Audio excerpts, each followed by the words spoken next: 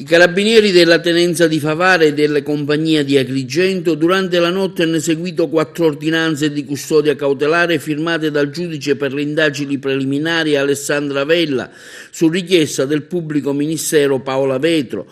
Agli arresti domiciliari sono stati posti i protagonisti di una quotidiana e florida attività di spaccio di cocaina e hashish nel territorio di Favara e di Villaggio Mosè. L'attività di indagine è stata condotta dalla Tenenza dei Carabinieri di Favara e ha permesso di documentare e riscontrare un sistematico giro di spaccio portato avanti dall'ottobre del 2019 a luglio del 2020 in pieno periodo di lockdown anti-Covid compreso. I dettagli dell'inchiesta sono stati resi noti stamani nel corso di una conferenza stampa. Nel corso di tutta l'indagine sono stati sequestrati più di 120 grammi di cocaina, 25 grammi di hashish e alcune piante di marijuana. Questo ci fa capire che il mercato della droga ad Agrigento e provincia sta puntando tutto sulla cocaina, dove un gran numero di persone richiedono questa determinata sostanza stupefacente a scapito di altre che si vendono anche a più buon mercato. Però al momento la cocaina sembra essere l'oggetto più richiesto sia dalle fasce più giovani che mature. Comunque le indagini richiedono sempre con degli accertamenti elaborati e degli elementi concreti per suffragare una richiesta della magistratura di emissione di custodia cautelare. Il lockdown ha rallentato di molto le attività perché come i gruppi criminali si sono dovuti adattare a queste nuove dinamiche, anche noi abbiamo dovuto cercare di adottare nuove strategie di indagine per arrivare alla conclusione migliore.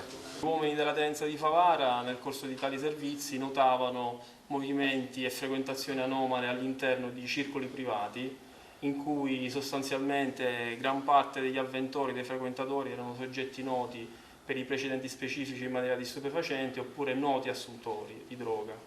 Tra l'altro anche le frequentazioni destavano sospetto perché erano di pochi minuti, quindi soggetti che entravano all'interno del circolo e che nel giro di breve tempo ne uscivano. Quindi da queste prime osservazioni fatte appunto con attività di indagine tradizionale, quindi con servizi di osservazione e controllo sul territorio, le indagini hanno avuto uno sviluppo e siamo partiti anche con un'attività tecnica di intercettazione, di sorveglianza e di videoriprese ambientali che appunto davano conferma alle ipotesi che all'interno di tale circolo vi era una fiorente attività di spaccio.